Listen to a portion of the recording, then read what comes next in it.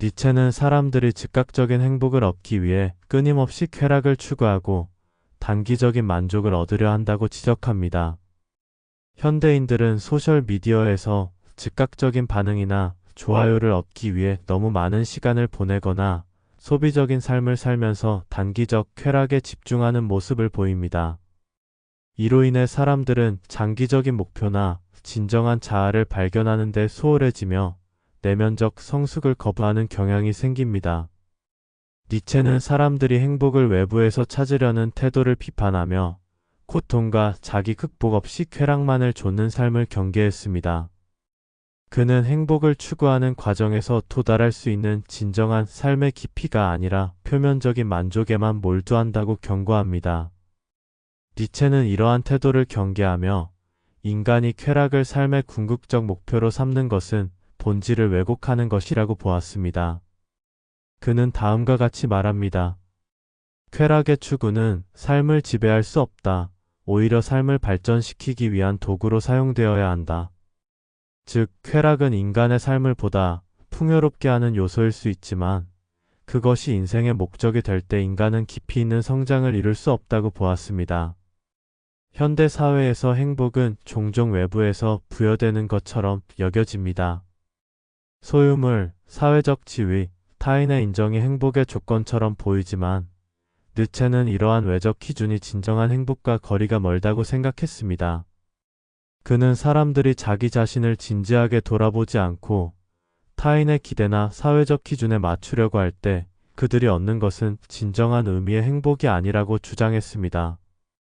사람들은 행복을 추구하는 과정에서 내면의 고통이나 어두운 감정을 회피하게 되지만 이러한 감정은 사실 성장과 자아 발견의 중요한 과정일 수 있습니다.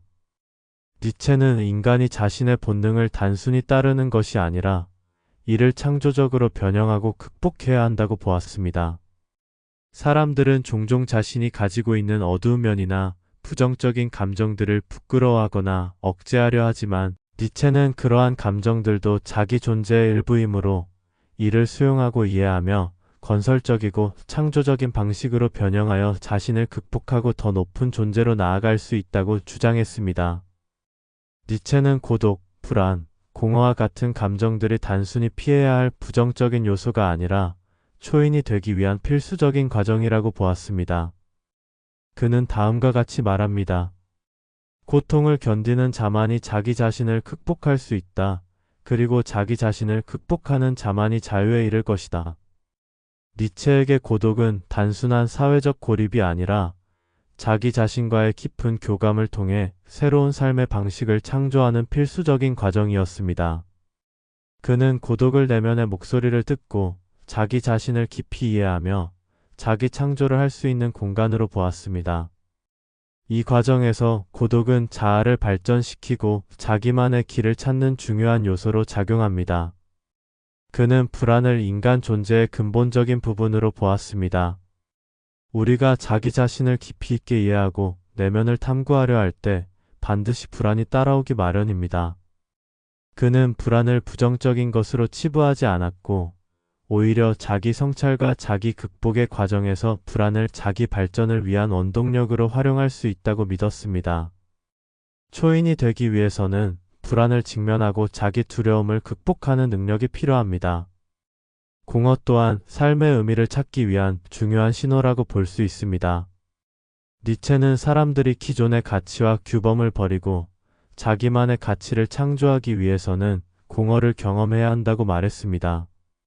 그러나 그는 공허를 단순한 고통이 아니라 창조적 과정의 일부로 보았으며 이를 극복하는 것이 초인이 되기 위한 필수적인 단계라고 주장했습니다. 하지만 니체는 단순히 고통을 극복하는 것을 넘어 삶을 있는 그대로 긍정하는 자세를 강조했습니다. 즉, 초인은 자신의 운명을 단순히 감내하는 것이 아니라 그 운명을 사랑하는 존재여야 합니다. 그는 운명을 사랑하라는 태도를 통해 인간이 과거와 현재의 모든 경험을 포함하여 자신의 삶 전체를 긍정해야 한다고 보았습니다. 이는 단순한 극복이 아니라 자신이 처한 모든 조건 속에서 창조적으로 삶을 살아가는 태도입니다. 결국 니체가 말하는 행복이란 단순한 쾌락이 아니라 자기 창조와 극복을 통한 깊은 성취입니다. 그는 사람들이 외부에서 행복을 찾기보다는 자기 내면을 돌보고 자기 본능을 창조적으로 변화시키며 성장과 자기 극복의 과정을 통해 진정한 행복을 찾아야 한다고 보았습니다. 여러분의 고독과 불안과 공허를 감싸 안으세요. 자신의 운명을 사랑하시기 바랍니다. 구독과 좋아요 감사합니다.